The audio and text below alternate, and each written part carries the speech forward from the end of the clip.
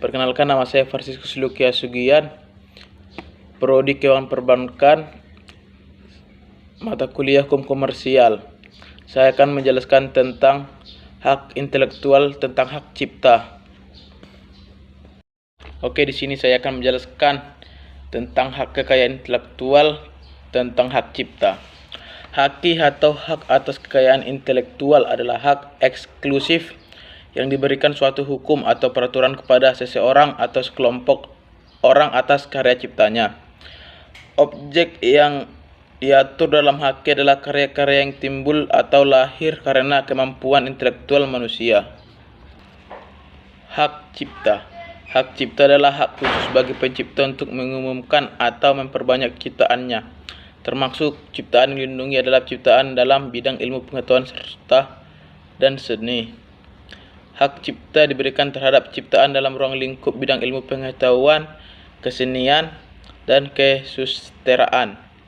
Hak cipta hanya diberikan secara eksklusif kepada pencipta, yaitu seseorang atau beberapa orang secara bersama-sama yang atas inspirasinya lahir suatu ciptaan berdasarkan pikiran, imajinasi, kecekatan, keterampilan, atau keahlian yang dituangkan dalam bentuk yang khas dan bersifat pribadi. Definisi umum hak cipta.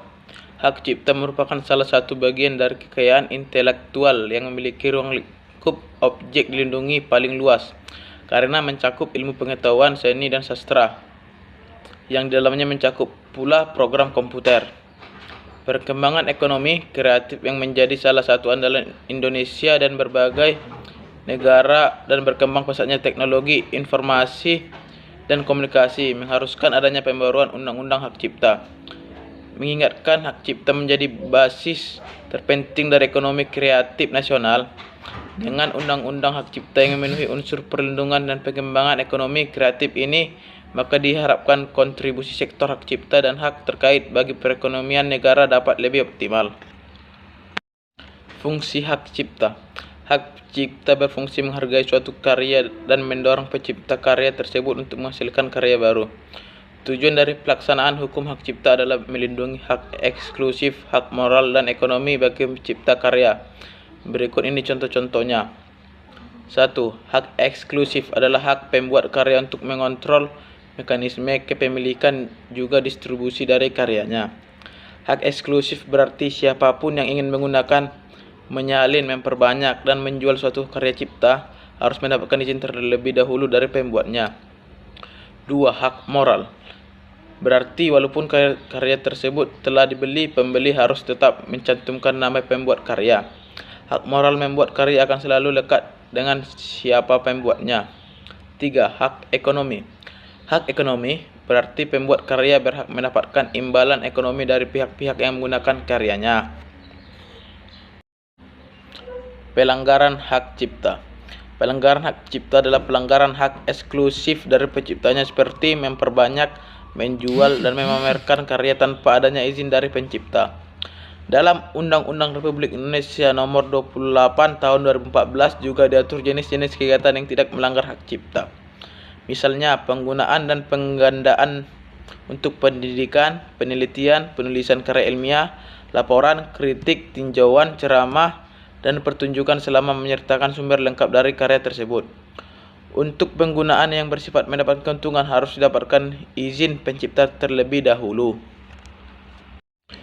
Banyak jenis pekerjaan yang memenuhi syarat untuk mendapatkan perlindungan hak cipta. Misalnya 1. Karya audiovisual, misalnya acara TV, film, dan video.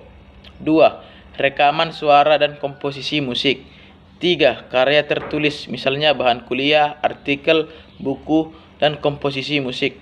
4. Karya visual, misalnya lukisan, poster, dan iklan. 5. Video game dan perangkat lunak komputer. 6. Karya dramatis, misalnya drama dan musikal. Kepemilikan hak cipta ini memberikan hak eksklusif kepada pemiliknya untuk menggunakan karya dengan beberapa pengecualian. Saat seseorang menciptakan sebuah karya asli yang terpasang tetap pada medium yang nyata, dia secara otomatis memiliki hak cipta atas karyanya tersebut. Bidang dilindungi hak cipta. Pasal 12 ayat 1 Undang-Undang Nomor 19 Tahun 2002 tentang hak cipta menetapkan secara rinci ciptaan yang dapat dilindungi, yaitu buku, program komputer, pamflet, perwajahan, karya tulis yang diterbitkan, dan semua hasil karya tulis lain. Ceramah, kuliah, pidato, dan ciptaan lain yang sejenis dengan itu. Baik, itu aja cerita singkat saya mengenai hak cipta. Apabila ada kesalahan atau kekurangan, mohon dimaklumi. Sekian dan terima kasih.